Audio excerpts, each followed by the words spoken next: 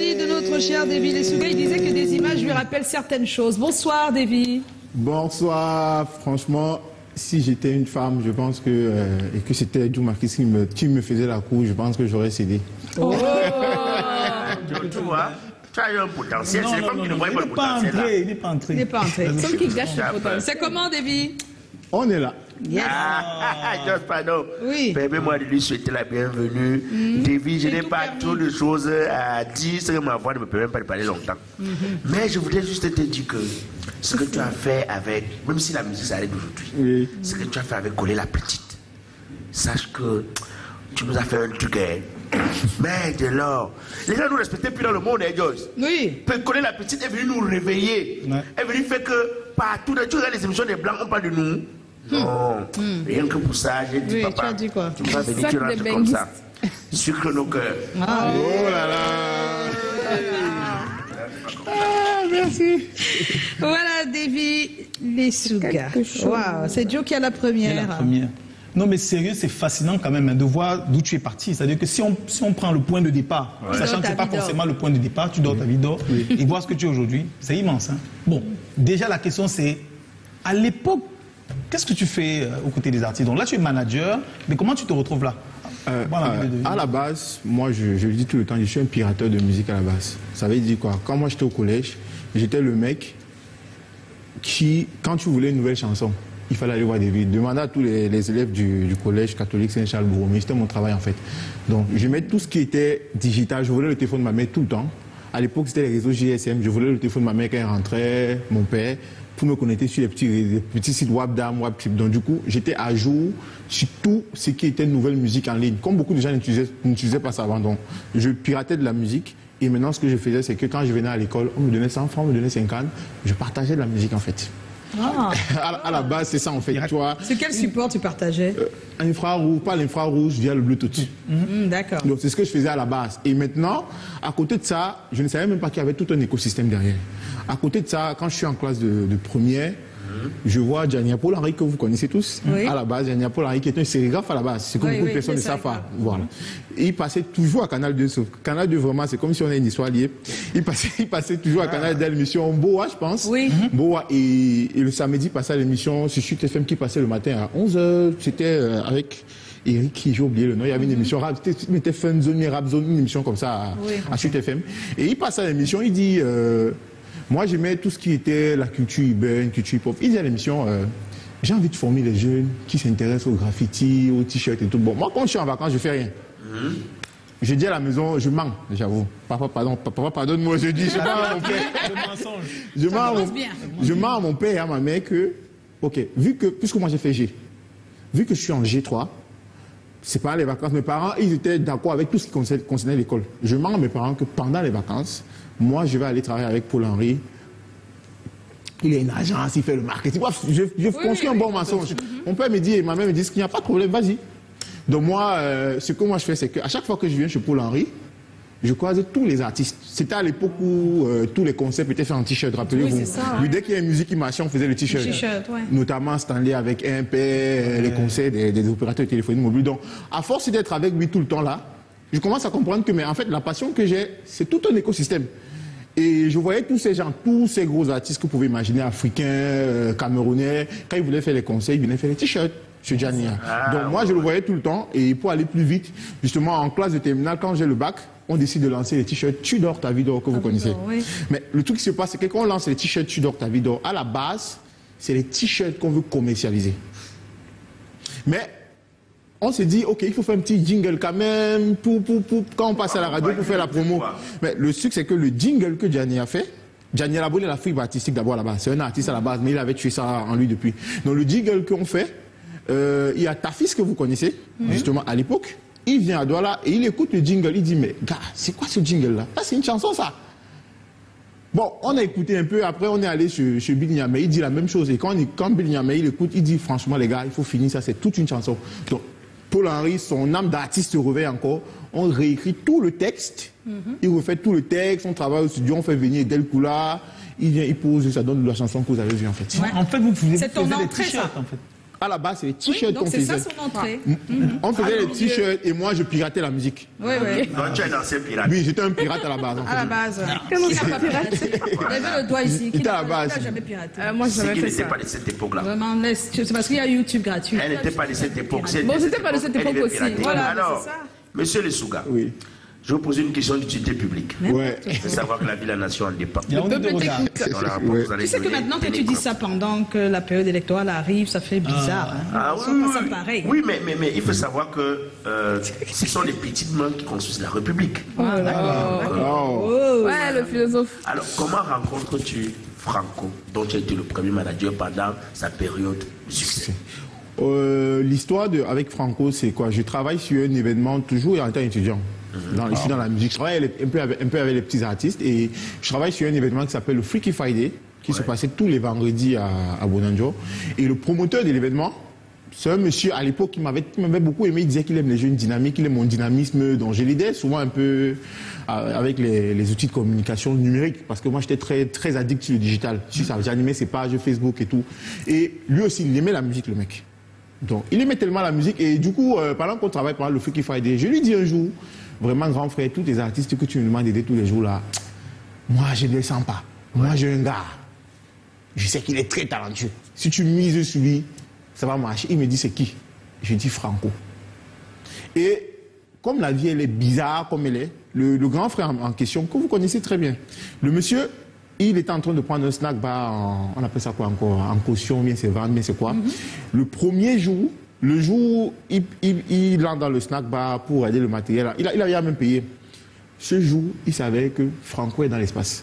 C'est le premier jour que Franco prend le son collé la petite de son studio pour aller faire tester dans les baffles pour faire écouter en fait, tu vois. Quoi donc? Oui. Donc, il fait écouter un peu dans les baffles et j'ai la chance d'être parmi les premières personnes à identifier le son comme un potentiel hit.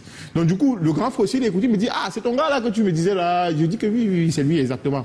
Bon, il me dit, bon, écoute Davy. Parce qu'il a, en bon businessman, il a senti qu'il y a un truc en fait, bien sûr. Ouais. Il me dit, écoute Davy, c'est toi qui connais les histoires des artistes là. Essaye de le rencontrer, rencontre le mec et tu lui dis qu'on veut travailler ensemble. Bon, moi la chance que j'ai eue avec Franco, c'est que avant Franco, comme Joe l'a dit, j'ai travaillé avec Paul Henry, avec Jania Paul Henry. Avec Jania Paul Henry, c'est vrai que j'étais encore très petit. On a fait le tour du Cameroun. J'ai fui l'école pour le faire, j'avoue. On a fait le tour du Cameroun et pendant cette tournée avec un opérateur de téléphonie mobile, Franco faisait partie de cette tournée. Donc du coup, Franco, il me voyait tout le temps, il faisait des trucs, mais le petit garçon aussi, et tout. Et j'étais fan de Franco, il faut l'avouer, j'étais fan. Vous savez qu'à l'époque... Même il n'était pas très grand, hein. Oui. Non. Le petit garçon, Il avait déjà quelques il est grand, Franco et moi, on a écart de 10 ans. On a écart de 10 ans, Franco et moi. Oui, on a écart de 10 ans. Franco, le temps passe, il ne passe pas vraiment. Franco, lui, Franco était une petite star dans la, comment on dit, dans la street. Dans le milieu, tu vois. Et moi qui étais un fan de musique, de rap et tout. Non, moi, j'étais fan de Franco, j'aimais donc. Son rap. à l'époque, avant de coller la petite, voilà. bien dire. Grand frère, pardon, la puce, tout ça. Il avait plein de petits hits. Oui, à l'époque d'Eric Poundeux, justement. Voilà, justement, à l'époque d'Eric Poundeux, justement, voilà. Parce qu'il travaillait avec Eric Poundeux, justement, voilà. Donc Franco avait ses petits succès là, ses petits hits avec Challenge Vacances, il travaillait avec Canal 2, vous vous rappelez. Donc c'était une petite star. À l'époque d'Eric Poundeux, justement. Oui, sur le plan local, c'était une petite star sur le plan local. Il travaillait avec Eric Poundeux, comme tu sais, c'est important de le mentionner. Donc du coup, moi je vais donc vers lui. J'essaie d'entrer en contact avec lui plusieurs jours. Après, il tombe, parce que lui, il n'était pas très digital. J'avais son numéro, j'écrivais sur WhatsApp, il ne répondait pas. Après, je l'ai rencontré, je lui ai dit, vraiment, gars, j'ai trouvé un gars qui est prêt à mettre l'argent sur toi. Il me dit, le gars là, c'est qui? Il dit que mon petit, il dit là-bas que mon petit, il me dit que mon petit, le gars là, c'est qui? Je lui explique. Après, je l'ai dragué pendant peut-être 3 jours. Le 4e jour, il m'appelle, il me dit, écoute mon petit, allons voir ton type là en fait, tu vois. Donc du coup, j'ai fait un rendez-vous avec le producteur, on s'est entendu. Mais là, il était question, je suis très d'accord avec ce que tu as rajouté, Eric Poundeux justement. Il était question, puisque Franco avec un engagement, vous savez, l'engagement n'est pas toujours un papier que vous avez signé. Il y a quelqu'un qui a quand même misé sur toi, justement, d'une certaine façon. Et moi, j'étais conscient de ça. C'était Eric qui l'accompagnait un peu et tout. Donc du coup, on a trouvé un terrain d'entente pour une séparation à l'amiable. Et après, la suite de l'histoire, vous la connaissez. Mais par rapport à cette histoire, j'ai une partie que je ne vais jamais oublier. Je me rappelle quand Franco décide d'accepter de travailler avec nous. Le producteur de Franco, à l'époque, il me dit, écoute mon petit, c'est toi qui connais toutes les histoires là. Fais-moi un plan de développement. Mais moi, oui, business, non? Oui, mais moi... Oui, savoir ce qui gagne. Voilà, moi... Je mets ça, j'ai combien? Voilà. Ben oui. Moi, maintenant, alors, ce qui est marrant derrière cette histoire, moi, dont je voulais épater, je suis parti... J'ai appliqué tous les trucs, puisque j'étais encore étudiant. J'ai appliqué tous les trucs de l'école. J'ai pris le cahier, j'ai rédigé le document. Même les cours, l'enseignant manque. Je suis allé sur Internet, j'ai pris les modèles de développement. J'ai rédigé tout un document de peut-être 12 pages. Et vous savez quoi? Tout s'est réalisé. Il a tout mis. J'ai dit, tout ce que j'avais mis dedans. Moi, je n'y croyais pas, parce que moi, je voulais épater. Je savais que le son allait avoir un succès, mais tous les éléments que j'ai mis à l'intérieur, je m'attendais, par exemple, je pouvais imaginer qu'il allait passer sur Skyrock. Oui, ça, c'était pas... Je pouvais imaginer que le son allait passer sur... C'était dans le document. Que si ça marche. J'étais pas dans j'ai fait un plan de développement local et un plan de développement international. Donc dans lequel j'ai mis des chaînes que je n'imaginais même pas en fait. J'ai mis les Koé, j'ai mis les Skyrock, j'ai mis les gros trucs. Tout s'est réalisé. Ce document existe quelque part, on va le mettre dans un musée. Ce document, je l'ai gardé justement. Voilà. C'est big, ça. Moi, j'ai ma question. Bien après, tu décides de te tourner vers... Il nous a pas expliqué. Le succès, là, ça se passe comment? Ouais. Non, justement, l'artiste lui-même. Oui. Bon, ok. Il s'est retrouvé avec Franco, c'est tout ce qu'il a demandé. Non, c'est moi qui ai posé la question. On va répondre à Black. Il n'y a pas de problème. Bon, maintenant, moi, personnellement... Tu as dit que la période du succès, non? Comment rencontres-tu Franco, dont tu étais le manager pendant la période de son succès? Point, il a raconté. Maintenant, tu veux la deuxième, c'est quoi? Il prend. Justement, tu as mangé sur le succès. J'arrive à ça. D'accord. Vous avez fait beaucoup d'argent. C'était quoi tes pourcentages? Aujourd'hui, je peux le parler librement. Avec Franco, je n'ai pas gagné de l'argent. J'ai gagné le plus important, le networking. C'est ça qui me maintient jusqu'aujourd'hui, en fait. Parce qu'avec Franco, j'étais naïf, j'étais un jeune étudiant. Moi, j'étais plus dans le kiff de tout ce qui se passait. Du moment, je voyageais beaucoup, mais je ne gagnais pas de l'argent. Parce que la vérité, c'est quoi? Le grand frère, le monsieur qui a produit Franco, il y a eu une petite duperie à mon niveau, mais je ne regrette pas parce que c'était important en fait. Tout le monde passe par là, il y a eu une petite duperie à mon niveau. L'idée, on était dans une logique de Davy, c'est toi qui gères, après tu vas manger, après c'est devenu autre chose. Après c'est devenu autre chose dont je ne veux pas parler, mais j'ai gagné le plus important. Le networking, parce que c'est le plus important dans cette vie. Le networking, j'ai beaucoup voyagé, j'ai rencontré beaucoup de personnes, je me suis infiltré dans beaucoup de milieux et surtout, justement, c'est grâce à Koulé la Petite que j'ai mesuré l'ampleur que le numérique peut avoir dans les écosystèmes. Puisqu'en Afrique, c'était pas encore développé. Le fait de beaucoup voyager, je voyais l'ampleur du numérique qu'il y avait autour et voilà, c'est un peu ça. Donc c'est bien de beaucoup voyager aussi. Bien sûr, ça ouvre l'esprit quand tu voyages beaucoup. Attention, parce que si tu voyages beaucoup et tu es quelqu'un qui reste dans ton coin, ça va pas changer grand-chose. Ça, c'est vrai. Alors, si tu n'es pas quelqu'un de dynamique qui va vers les autres, c'est pas quelqu'un qui va te tirer la main et t'amener partout. Viens pas. Non, il y aura pas. C'est toi qui te bats pour introduire, pour aller vers quelqu'un qui connaît. Ça demande quand même d'avoir ce côté tu es la dynamique ici et tu es... Il faut un côté RP, sinon tu peux pas. Et ce que Joyce dit... Je connais des gens qui sont dedans depuis, mais ils peuvent pas. Ce que Joyce dit est très vrai. Pourquoi? Parce que ça me permet de rendre hommage à une Gabonaise qui s'appelle Magali Ouara, qui est la responsable de, je pense, MTV francophone. C'est une dame pour qui je serais toujours reconnaissant. Comme Joyce le dit, quand tu voyages, si tu restes dans ton coin, les gens vont pas se passer. Et moi, justement, dans mes premiers voyages, il y avait Libreville et tout. La dame, moi, je suivais beaucoup ces trucs sur Internet. Quand je l'ai rencontrée la première fois, je suis allé vers elle. C'est comme ça. Je lui ai dit, je m'appelle comme ça. Elle m'a dit que oui, je te connais, c'est toi le petit. Comme j'avais beaucoup cette casquette avant, toi le petit qui est toujours derrière. Elle me dit, et je parle d'elle pourquoi? Parce que quand je suis allé vers elle, elle m'a pas pris de haut. Elle m'a prise de haut, en fait, toi. On a parlé, on a échangé les contacts. Et un jour, en 2017, elle me dit, écoute, Davy, moi je donne des formations sur le management artistique. Elle voyage beaucoup, elle a depuis 30 ans, en fait, ça fait beaucoup des années. Elle me dit, écoute, moi, je sens que les formations que je donne commencent à avoir une limite. La limite de mes formations, c'est que je ne connais pas tout le côté qui est numérique, digital, que toi tu parles tous les jours, là, tu m'écris ça. Ce qu'on va faire, c'est quoi? C'est que moi, chaque fois que je vais aller donner une formation, je vais te mettre dans mes valises, on va ensemble. Et pour les débuts, vu que je n'arrive pas à convaincre les gens à te ramener, bats-toi pour acheter ton propre billet d'avion et venir. Vous l'entendez, non? Parce que c'est trop facile. Donc du coup, la première formation qu'elle va donner, on finit de parler. Tu n'es pas payé, tu payes ton billet. Je ne suis pas payé. Ouais, c'est comme ça. 3 mois après. Quand tu sais là où tu vas, mais quand tu sais là où tu vas, et c'est ça, c'est important de le dire parce que il y a une jeunesse en ce moment un peu limitée dans la réflexion. Tu penses que tout tombe du ciel. Je ne sais pas comment ils font pour penser ça. C'était en mars 2017. 3 mois après qu'on s'est rencontrés, elle me dit, Davy, moi je suis invité à Cotonou pour donner une formation avec les managers d'artistes. J'ai essayé de mettre ton nom, mais quand on regarde, on dit que tu es trop jeune, on ne peut pas. Elle me dit que ce que tu vas faire, c'est que tu vas les prouver qu'ils ont tort.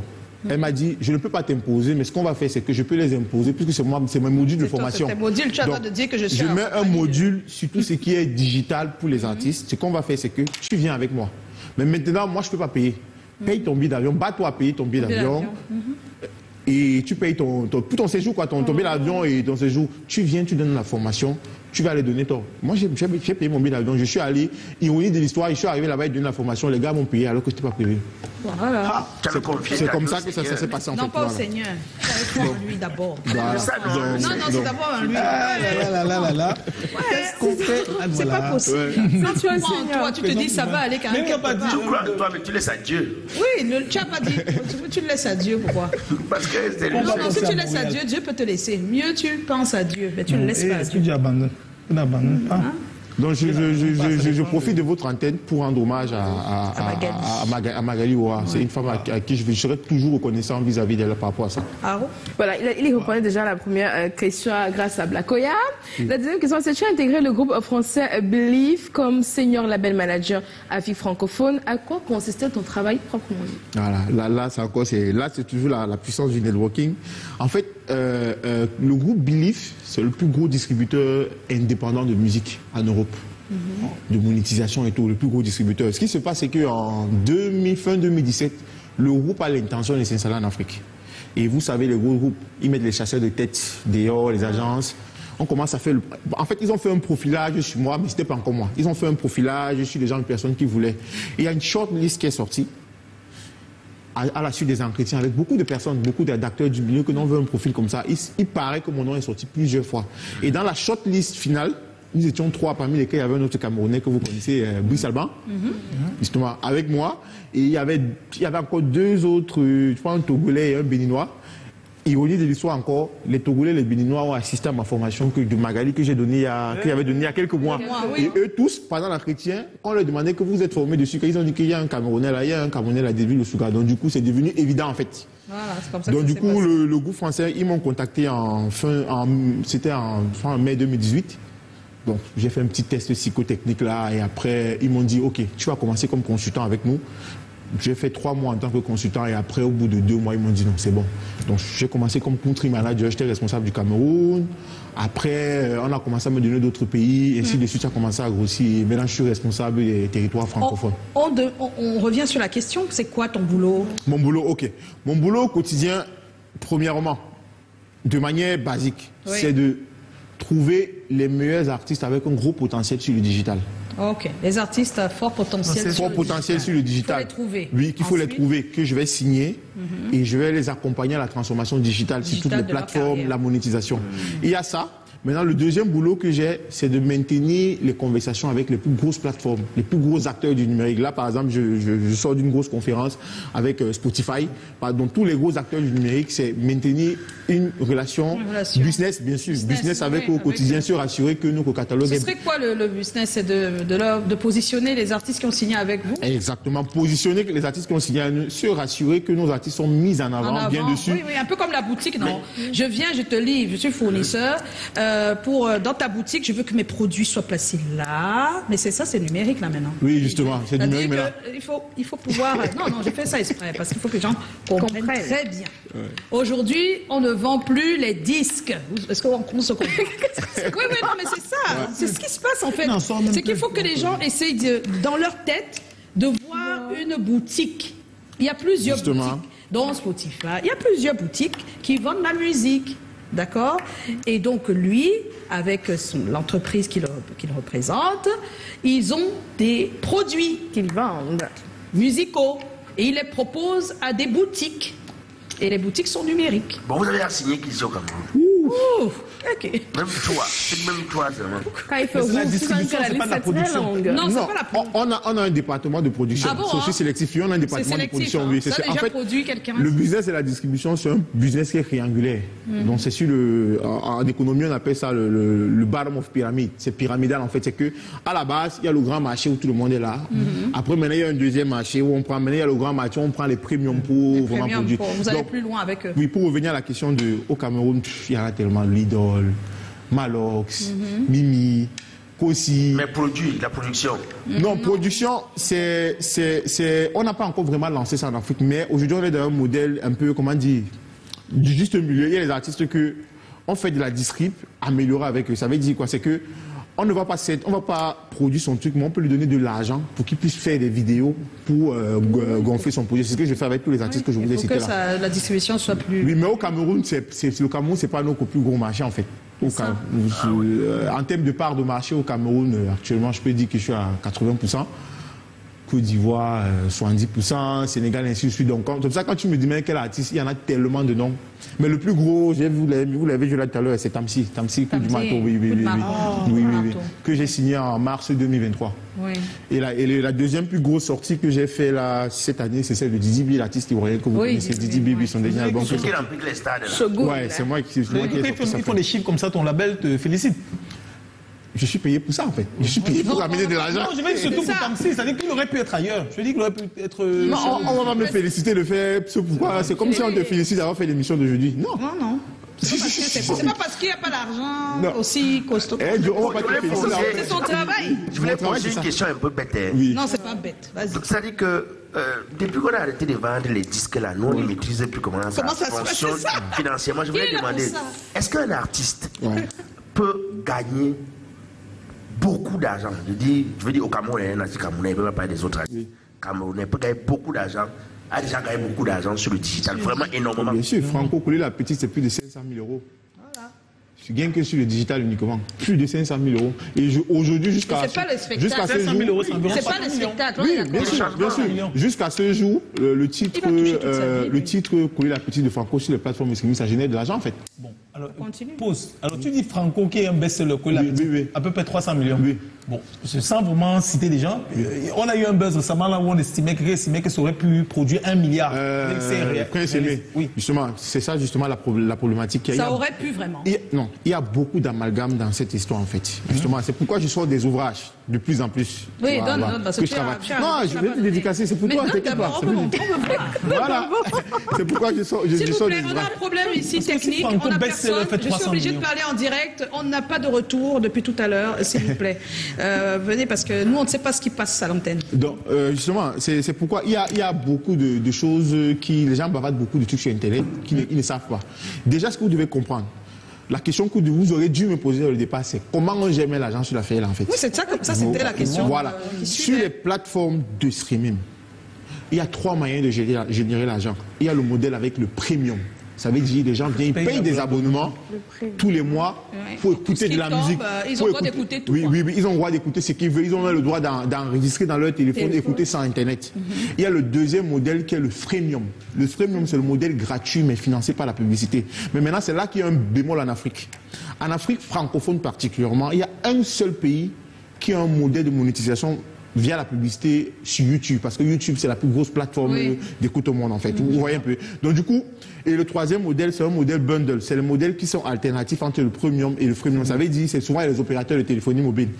Là il y a beaucoup de pays dans lesquels c'est installé. Donc du coup, pour revenir sur le cas pratique de Prince Aimé, il y a beaucoup d'amalgame. Prince Aimé, la vidéo a fait... c'est que ça a combien de vues l'aménagement? Peut-être 5 millions. Oui, la première analyse que j'ai fait, les 2 premiers millions de vues que Prince Aimé a fait, 1 million de vues, ça venait du Cameroun, ça a généré 0 francs. Ça venait du Cameroun et la Côte d'Ivoire. Même chose pour Debordeaux en fait. Debordeaux avec son titre qui a fait pratiquement 3 millions de vues. Les 3 premiers millions de vues, 2 premiers millions, ça venait du Cameroun, de la Côte d'Ivoire. 0 francs CFA. Et justement, ça commence à compter quand c'est où? Ça commence à compter quand c'est sur les territoires où il y a de la monétisation activée. Voilà. C'est pourquoi j'ai publié une tribune hier sur le quotidien L'économie où je parlais de ça. Je disais, L'Afrique francophone, c'est un paradoxe d'une croissance sans la captation du revenu. Donc, on a beaucoup d'artistes qui font beaucoup de millions de vues, mais malheureusement, comme nos marchés sont encore des low-cost markets, il n'y a pas encore de monétisation, mais on travaille dessus, c'est en train de venir justement. Vas-y. Mais ça me permet de poser la question, parce que nous, on n'était pas d'accord avec la dernière loi des finances, qui disait que nous, qui partons nous faire monétiser ailleurs, allons payer les impôts ici. Comment tu expliques ça? Justement, voilà. Ça fait partie des résolutions que je parle dans mon ouvrage, justement. L'ouvrage. À l'intérieur, justement, il y a le côté de la souveraineté des nations à l'intérieur. Et ça, c'est pas normal, en fait. Normalement, si l'économie numérique était régulée, toutes ces plateformes-là devaient avoir des bureaux ici. Normalement. Spotify doit avoir des bureaux ici, Facebook doit avoir un bureau ici, ou bien un représentant ici, un représentant légal qui paye des impôts, en fait. Qui paye des impôts, qui redistribue de la valeur. Et quand la valeur est bien redistribuée, l'État récupère les impôts partout. Ça veut dire que si quand je fais le virement d'un chèque, quand Billy fait un virement d'un chèque je dis un truc bête de 10 000 € à Malox, l'État a ses impôts à l'intérieur. Ou bien nous on prélève à la source, et on revers ça. Mais si vous êtes installé ailleurs, c'est compliqué. Si vous êtes installé ailleurs, non. Ça, c'est justement, les grandes plateformes internationales et les majors profitent de ces désordres. Voilà. Donc c'est une injustice que l'État demande que nous... Non, l'État est juste en retard. L'État est juste en retard, en fait. Aujourd'hui, c'est le temps. Nous payons pour ça, pour leur retard. Oui. Nous, on paye pour leur retard. C'est pas le seul domaine où il y a du retard. Excuse-moi, mais... Non, je veux dire que nous, les gens vont se faire monétiser ailleurs aussi parce que le territoire n'est pas monétisé. Oui, mais parce qu'ils sont en retard. C'est ce que je suis en train de dire depuis. On est en retard. Mais pourquoi on paye les impôts pour quelque chose... Déjà, au-delà des territoires, la monétisation dépend des gens qui regardent. Par exemple, je vous explique.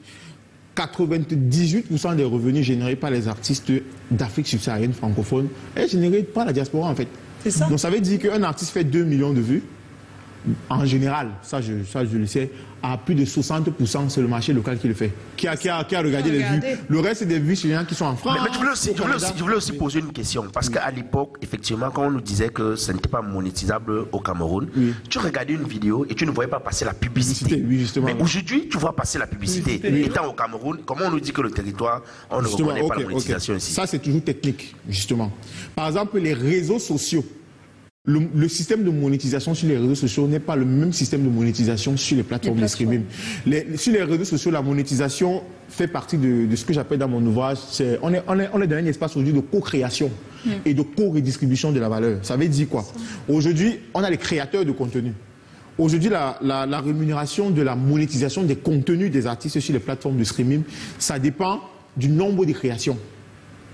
Et dans le nombre de créations, on parle de ce qu'on appelle les UGC, donc les User Generated Content, donc qui sont parmi lesquels il y a les créateurs de contenu en fait, qui sont rémunérés aussi à l'intérieur en fait. Ça veut dire, tu sors une chanson, la plateforme, elle reçoit de l'argent par rapport à ça, par rapport à toutes les publicités qu'il y a. Maintenant, il y a un partage, un mix de partage entre une part qui revient à l'artiste, une part qui revient au créateur de contenu parce qu'il a créé de la valeur pour agencer, il a créé du contenu qui augmente de la valeur à ton truc, tu vois un peu, non, voilà, oui. Or, sur YouTube, c'est différent. Sur YouTube, dès que tu as utilisé même une seule seconde de la musique d'un gars, 10 secondes de la musique d'un gars, directement le revenu part ailleurs. Parce que les réseaux sociaux ne sont pas dans la logique des plateformes de streaming destinées uniquement à la musique.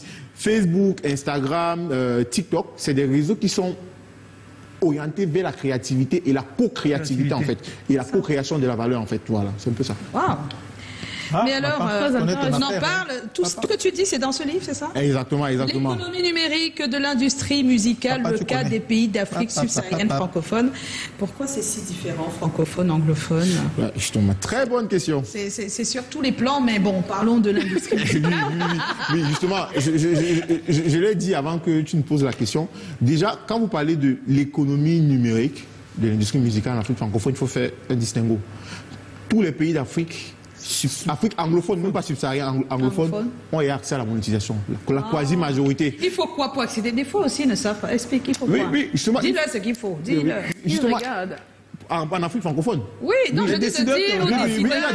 Il y a deux leviers. Il faut dire, parce que ce soir, on a rendez-vous 2025 avec un candidat. Hein? Oui. Je ne suis même pas sûr qu'il y a ça dans son plan de... Justement, moi, je suis très content. Il y a beaucoup d'États qui ont compris. Moi, j'ai la chance que de plus en plus, je suis consulté par beaucoup d'États par rapport à ça. Il y a des États qui te consultent. Par exemple, le ministère de la Culture ou de ceux qui gèrent... Non, ici, ils ne sont pas intéressés par ça. J'ai essayé. L'année dernière... C'est ce que je dis, qu'ailleurs... quand même, on écoute, quoi. Justement, par exemple, là, en Côte d'Ivoire, lors du dernier forum, la ministre de la Culture de la Côte d'Ivoire a carrément manifesté sa volonté de rencontrer ces plateformes. Elle a dit clairement qu'il faut qu'on rencontre YouTube parce qu'on ne comprend pas pourquoi nos artistes sont stars, sont populaires, mais ils n'arrivent pas à générer l'argent. Justement, dans l'ouvrage, il y a des solutions que je propose. Parmi les solutions, premièrement... Donc, il faut donner un pour le candidat de ce soir. Oui. Première solution, c'est ça. Il faut qu'il y ait... Le genre, s'il est obligé de donner. Il faut qu'on veut que ça change. Il doit acheter, vraiment. Il achète. Il nous montre comment il va faire qu'il soit au pouvoir. Avant d'arriver à la question de souveraineté sur le plan économique, il faut d'abord parler de la découvrabilité. La découvrabilité, c'est le premier levier pour solutionner ça. Je m'explique. Quand vous ouvrez YouTube, normalement, YouTube doit vous proposer des contenus camerounais. Quand tu es au Cameroun, YouTube doit d'abord te proposer des contenus camerounais, en fait, parce que ça fait partie des enjeux de la découvrabilité. Tu ne dois pas ouvrir YouTube, on te propose des contenus américains d'abord. Donc, c'est la première négociation. C'est la première négociation qu'il faut faire, oui. Non, pas YouTube, les plateformes en général. En général, toutes les plateformes. Que ce soit Facebook et tout. Je pense que ça a commencé dernièrement, mais c'est avec Canal. Où on a insisté que désormais, de 1 à, je sais pas combien, ça doit être local. Sous 7 minutes. Donc c'est le premier enjeu, tu vois. Après cet enjeu de la découvrabilité, maintenant, il faut que les plateformes, il faut un côté de souveraineté sur le plan financier. Justement, je reviens à ce que tu as dit. Aujourd'hui, par exemple, quand je suis au Cameroun, quand je paie mon abonnement Spotify, je mets ma carte de crédit, qui est une carte de crédit avec une banque locale. Mais l'argent part à New York. C'est terrible. L'argent part à New York, en fait. Il faut une entreprise. Ouais, même s'il n'y a pas une entreprise, il faut qu'il y ait des leviers. Il faut qu'il y ait un levier de passerelle qui fait que la captation de la valeur tourne sur le marché local, ou ça revient sur le marché local. Mais là, actuellement, c'est pas encore ça directement, en fait. Il y a beaucoup d'intermédiaires qui faut... Et maintenant, le troisième élément, qui est même l'élément le plus important, beaucoup plus sur les professionnels, aujourd'hui, c'est clair. L'un des premiers freins au développement de l'économie numérique en Afrique francophone sur le plan de financier, Internet cher. C'est ça justement. Tu vas couper les mots, tu vois, le développement de ça. Il faut que le gars qui est à Yokadouma puisse avoir le même niveau de connexion que le gars qui est à Bona-Prison, en fait. Et maintenant, c'est corrélé avec un autre truc. C'est corrélé maintenant avec le mobile money, en fait. C'est ça. Par exemple, si vous lisez le dernier rapport de la Banque mondiale, justement, l'Afrique représente plus de 70% des transactions mobile money dans le monde entier, en fait. Aujourd'hui, tous les paiements mobiles, en fait, du paiement mobile, c'est en Afrique, en fait. Mais malheureusement, toutes ces plateformes internationales, pour pouvoir donner de l'argent dessus, il faut avoir une carte de crédit. C'est ça. Or, on est dans des pays où le taux de bancarisation oscille souvent entre 20 et 30%, en fait. Tu vois, donc, c'est souvent un peu très limité. Or, si on utilise le mobile money, il y a une captation de la valeur locale. Ben oui. Toi, tu lis le rapport de la Banque mondiale, toi? Mais il bien sûr. Il est obligé. Tu peux faire comme ça qu'il a même... Dans chaque secteur, il faut lire. Oui, peut-être qu'il a même l'argent qu'il a gardé là-bas. L'économie numérique, c'est l'analyse Et puis, c'est au top en ce moment. Voilà. L'économie numérique, c'est l'ensemble de la macroéconomie, de la microéconomie connectée dans son interaction avec les nouvelles technologies de l'information et de la communication. Donc, tu es obligé de prendre tous ces facteurs en compte quand tu fais... Bon, Joe, comme pour toi, pour animer, tu n'as pas trop besoin de ça, mais lui, il a besoin pour... D'abord, c'est dans les tontines qui met son argent. La banque. On est en compagnie de Davy Lesouga. Le livre est là, attention. L'économie numérique de l'industrie musicale, le cas des pays d'Afrique subsaharienne francophone. C'est quoi la présentation au Cameroun? Voilà, on peut la voir déjà. C'est vrai que j'ai commencé par la Côte d'Ivoire parce que c'est le pays qui a le plus demandé, j'avoue. Là, pour le Cameroun, je suis en train de voir avec mon équipe. On va forcément organiser une Alors, on va aller rapidement, s'il vous plaît. Bientôt, on se sépare. Il faut quand même qu'on fasse le petit thème autour de cette question de famille. C'est un thème sur la famille. Ouais. Vous êtes l'unique soutien financier de votre famille élargie. J'espère que ce n'est pas ton cas. Non. Non. C'est bon. C'est papa? C'est pas l'unique. Vous vous épuisez, mais il vous en demande toujours plus. Comment réglez-vous la situation? Vous mettez un stop à la famille ou pas? Tu vas réfléchir. Non, moi j'ai ma réponse. Oui, mais on va d'abord écouter la réponse des autres et on revient à la tienne. Ils ont envoyé des messages sur notre page. Oui, on a Nanga et Bendi. C'est comment? On est là. Pour ma part, je pense qu'un bon leader financier au sein de la famille ne doit pas se contenter d'aider, mais de situer aussi, car un adage chinois nous enseigne que vaut mieux apprendre à un enfant à pêcher que de lui donner du poisson. Un mot comme dans 1000 La meilleure façon, c'est de situer ou de donner un capital pour se lancer dans une petite activité génératrice de revenus. Makungum Sidonie, c'est comment? On est là. Moi, j'ai eu à aider en soutenant un enfant dans leur maison pour qu'il puisse mieux être à la hauteur pour répondre à toutes sortes de problèmes chez eux. J'ai pris peu de recul parce que c'est devenu un gros problème. D'accord. À la Madrid, c'est comment? On est là. Peu importe mon niveau de revenus financiers, je mets un stop. Pas parce que je suis épuisée et qu'elle continue de demander, c'est-à-dire qu'elle n'est pas capable de me soutenir en cas de retournement de situation et aussi que j'ai aussi ma petite famille à nourrir parce que quand tu donnes une fois, 2 fois, ça devient une habitude. Une habitude. Merci Haroun. On va écouter d'autres personnes rencontrées dans les rues de Douala. Lydia Fatima était en compagnie d'Armand Pagna et on vous revient juste après. Le problème, c'est pas d'être fatigué, mais c'est, n'est-ce pas, d'avoir encore les possibilités de les aider. Si moi j'ai la possibilité de les aider, je vais les aider. Être à bout, ça veut dire peut-être si je n'ai plus de possibilités là, je vais m'arrêter. Mais si j'ai toujours les possibilités, pourquoi ne pas les aider? Je suis obligé d'arrêter et dire à tout le monde que je ne suis plus capable de les soutenir. Et ils restent tranquilles. Ça va m'ennuyer, mais ça ne doit pas me favoriser si je continue à le faire ça. Dans ce cas, je vais arrêter parce que tu ne peux donner que ce que tu as. Si c'est que tu es en train de faire et qu'on voit que tu n'es pas en train de faire, tu vas toi laisser, parce que c'est seul Dieu qui connaît ce que tu es en train de faire. Je suis l'aîné d'abord de ma famille. J'ai 4 petits frères derrière moi. Ce que Dieu me donne, je donne. Si Dieu me met en cœur, parce que Dieu nous dit dans sa parole que c'est lui qui forme le vouloir et le faire. Peut-être tu es né pour prendre soin d'eux. Mais dans un autre cas, tu dois essayer de les faire aussi produire pour eux. Parce qu'il ne faut pas seulement donner. Si tu donnes, ils ne vont pas connaître chercher. Quand on te donne quelque chose, je dis que c'est petit. Que tu as apaisé la poche de la personne. Chacun ne peut que donner ce qu'il a, non? Même la plus belle femme du monde ne peut que donner ce qu'elle a. Et si tu minimises, demain je ne rentre plus. Même si tu es de ma famille. Non, je ne dois pas abandonner. Je dois continuer à faire mon travail. Ça veut dire si j'ai déjà eu la volonté à donner, même s'ils prennent ça comme rien, ils considèrent comme rien, je continue aussi à faire des efforts, à donner tout ce que j'avais mis à leur disposition. Donc je ferai tous les efforts à faire ce que j'ai déjà engagé pour eux. Je ne peux pas mettre stop pour sacrifier ma vie, c'est-à-dire que je continue à faire le travail de Dieu. Je suis l'aîné de la famille que le père et la mère ont laissé. Donc je dois supporter toutes les charges familiales. Je prends tout ça généralement, les enfants de ma grande sœur, de ma petite sœur, et tout. Je prends charge de tout. Jusqu'à aujourd'hui, je continue à souffrir. Donc je ne peux pas lâcher. C'est ce que le père m'a laissé que je suis en train d'accompagner. Il nous a lâchés ici. On n'a personne avec nous. Je préfère dire la vérité. Et on est fatigué d'appeler. On est fatigué. S'il vous plaît. Voilà Joe qui s'est déplacé. Il va aller voir de l'autre côté. Ils sont là-bas. Ils ne sont pas avec nous. Je ne comprends pas ce qui se passe, mais bon. On est en compagnie de David Essouga. Yeah. Alors, il a dit qu'il donnait son avis tout de suite. Écoutez, déjà, on est africain. Oui. Oui. Pas les Européens. Quoi que tu fasses, la famille, c'est ta première ressource dans toute chose. Tu vois? Maintenant, je ne suis pas en train de dire que c'est pour autant qu'on doit se laisser envahir par la famille. Mais quoi, tu ne peux pas fuir ta famille, en fait. Maintenant, ce que tu peux faire, c'est quoi? C'est de créer un système pour autonomiser les autres. Si tu as la capacité de le faire, essayer d'autonomiser ton autre. Ça veut dire que si tu as tes frères et tes soeurs qui tout le temps te demandent de l'argent, c'est de peut-être aider ta soeur à avoir un commerce pour qu'elle soit autonome.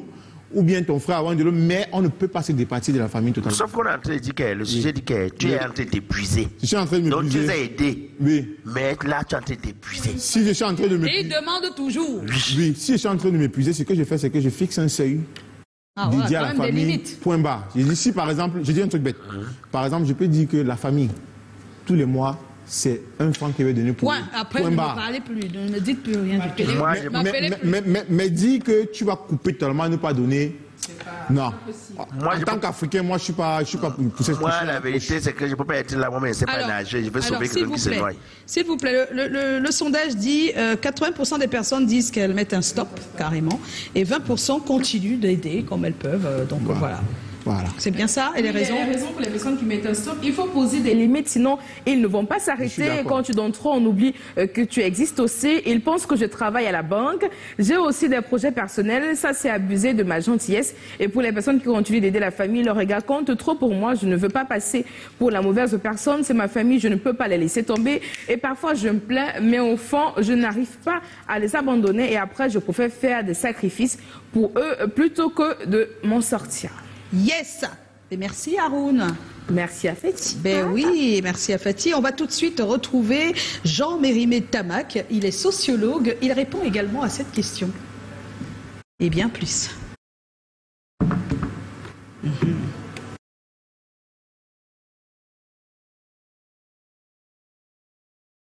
C'est difficile, ça il faut le dire, parce que nous sommes dans des familles qui reposent sur la dynamique de retour sur investissement.